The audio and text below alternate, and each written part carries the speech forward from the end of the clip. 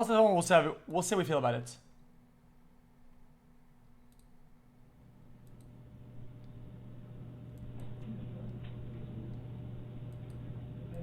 This is 26-year-old Dawson McGee, sitting in a police interrogation room in the early hours of a Tuesday morning. The Monday night before, he stabbed his own mother to death for asking him to move out of the house and get a job. Dawson is unaware that he is being recorded on a hidden camera. In 3 seconds from now, he will hear the sound of the door being opened by a detective. And at that exact moment, you will see a remarkably noticeable switch in his demeanor.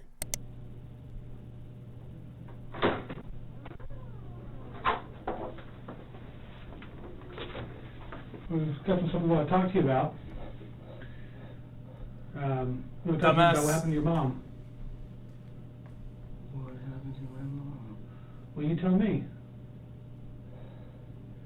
People called me and said something happened at home to Mom. They were very bad.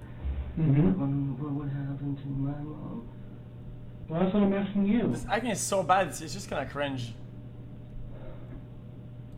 I was waiting for my brother and sister to tell me. Okay. Well, so, was your sister home this weekend?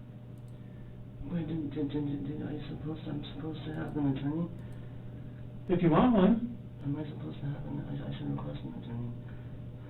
Well, that's up to you if you like one. But I mean, we'd like to talk to you. You're supposed to have an attorney.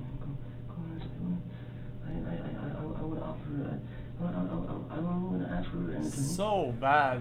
Do you want to ask for an attorney? Yeah. Okay. Sure. It would come as no surprise that a judge deemed him fit to stand trial. A jury then found him legally sane, and he was sentenced to life in prison for the murder of his mother. All of which was in spite of a continuous charade of mental illness similar to the one you see here. Dawson clearly believed that his passage through the legal system would somehow be easier if he were presumed insane, which is a naive, yet Let me just dump this in chat so the mods have it. It's somewhat Make sure common that misconception that many suspects make when facing serious charges. They have this notion that a plea of insanity would either lower the severity of their punishment or liberate them from it altogether. That instead of being sent to prison, they would simply be released back into society, perhaps with a free psychotherapeutic program to attend on the weekends.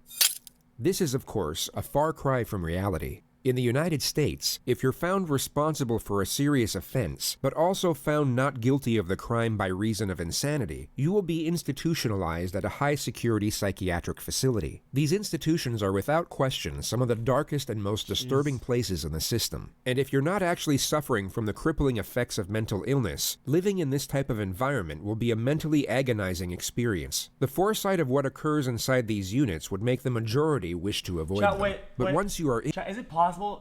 We had something like this in my neighborhood where somebody did that, pled insanity or whatever, and they didn't institutionalize, but he was under like a lot of medication and therapy or whatever, and he was lucid before, but after he was like bugging, like he would walk in the street on his own all day, and he was absolutely bugging, but he wasn't institutionalized.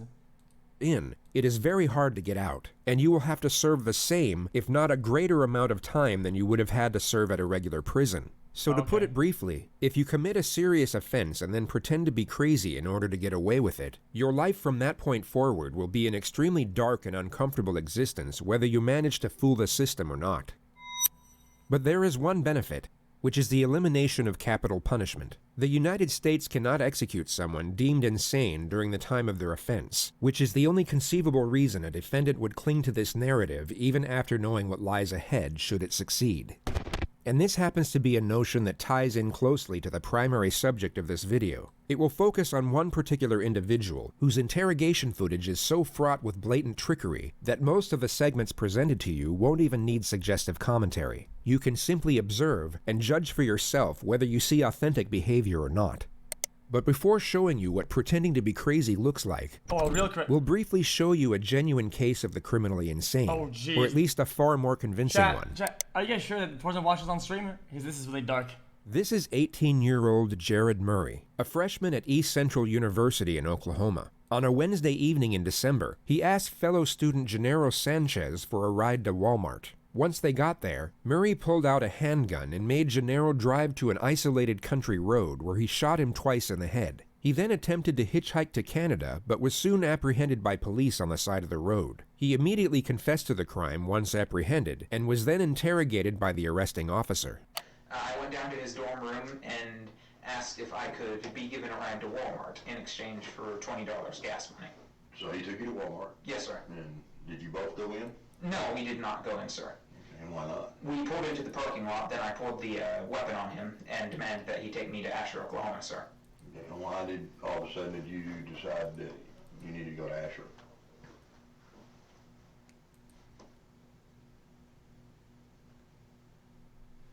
Because I was planning to take him out into the country and kill him. Jesus. Okay. Did he say anything? He panicked, went to pull out his phone. I yanked the phone out of his hand, and then he panicked some more, kept telling me not to kill him. To make him feel more comfortable, I unloaded the clip, unloaded the bullet from the chamber, handed them over to him. Fortune skipped that part, did he? No, he didn't. And that eased his nerves a little. Then I pulled a second clip out of my pocket and set it on my lap. And so you're driving east, and so I guess at some point, did you decide now was the time? Yes, sir. Okay, and what happened?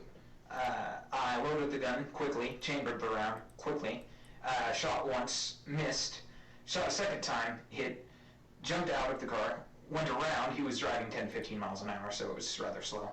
Ran around the hood of the car, and of course it was slow when he wasn't purposefully driving. Tried to pull him out, couldn't get him out until he already had hit the tree. Pulled him out there, dumped him into the, no, before I dumped him into the ditch. Guys, this is a little dark. He was gurgling, so I shot him again. Guys, this is a And little a stick. hardcore. He then walks in the direction of the highway. Did you get back on the highway? Yes, sir. Just this one time. The rest is all fine. And what were your intentions? You were walking north. Canada, sir. You was going to Canada. Yes, sir. Okay. He states that his plan was to escape into Canada, but he had nothing to escape with, not even a passport. I had tried hitchhiking most of the way because the only way this was going to work, factoring in my belief that y'all found a crime scene, is if someone were to give me a ride there and then. And then whenever your patrol car was pulling up behind me, I didn't know it was a patrol car. I stuck my thumb out and you was there for the rest. Jerry, I want to ask you just point blank, because, I mean, you sat here and confessed to Pretty much everything. in my mind, and I think you might agree with me, just cold-bloodedly killed a young man tonight. Yes, sir. Or last night. Have you ever killed anybody else? No, sir. You will now see the detective attempt to establish a motive for the crime. I guess I'm having a hard time understanding what you got out of it. Can you help me? I don't really get anything out of it. Do you feel any remorse? I mean, this is just fucking crazy. I'm sad that I got caught. So Jesus. Tell me why I should believe you that there just was going to be one person that was going to suffer from your consequences of killing. You have no reason to believe me, sir. I guess I'm just still having a real hard time understanding why. The detective fails to establish a solid motive for a further 2 minutes. The discussion eventually lands on the victim's long-term girlfriend. You don't think she's going to be upset, heartbroken? I think she will be, sir. How did that make you feel? No different, sir. Okay. I think you've been honest with me. I think you've told me just straight up, right out of the book, Okay, thanks, Sant. what happened. Yes, sir. But, you know, you've done a terrible thing tonight. Yes, sir. You killed a young man Yes, sir. just for the simple fact of, I guess pretty much this is safe for you. Yes, sir. And We have to skip a what slot do you one of think this. should happen to you? Death sentence, sir. And why do you think you deserve the death sentence? An eye for an eye, sir. Do you believe an eye for an eye? Yes, sir. Jared Murray was found not guilty by reason of insanity. He was committed to a high-security mental facility where he is to remain indefinitely. Anything to say for yourself today? No, ma'am. Any reason why you might have done this to this young man? No, ma'am. No reason. No, ma'am. You have nothing to say for yourself. No, ma'am. You want to tell the community anything? No, ma'am. Did you confess to police? Yes, ma'am. Are you proud of what you've done? No, ma'am. Do you have remorse for what you've done? No, ma'am. Jesus. He appears completely void of human emotion. No regret, remorse, shame, nor fear. He had both taken a life and destroyed his own, yet seems indifferent to the circumstances. With respect to his interrogation footage, the most conspicuous element was the complete lack of self-preservation. He didn't once attempt to deflect 12. blame, nor afford himself any type of justification for his actions. He simply spoke in a factual, non-biased manner, impartial to how his words may have been taken or even twisted to be used against him. There was no calculated structure to his behavior whatsoever. So with this notion in mind, let's move on to the primary subject of this video. Oh, my mouse had a battery. Ah! Okay, guys, it's just guys, because of the nature of the video, I don't understand it's not TOS, but they said from 11 to 12 you should probably skip it.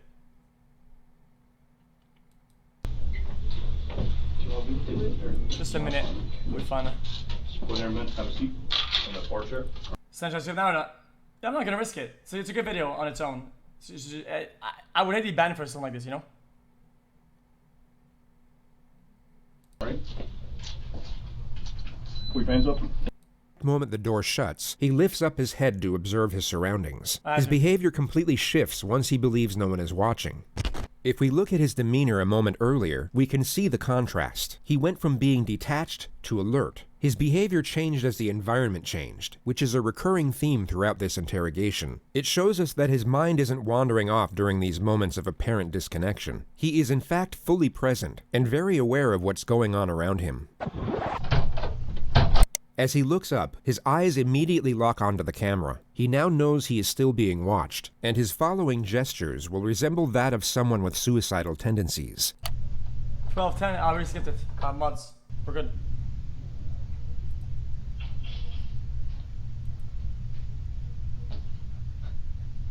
Jeez, man.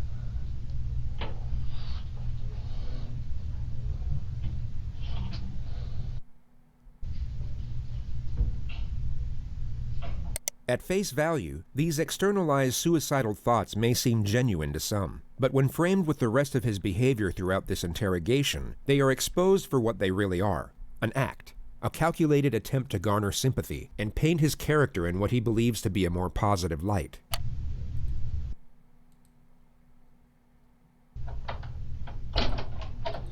All right. How you doing, Nick? You all right? That's terrible. Gotta be able to speak so I can hear you. All right, I just need to ask you really your name and date of birth just to confirm I got it right, and then I'm gonna see you want a glass of water or something. What's your first name?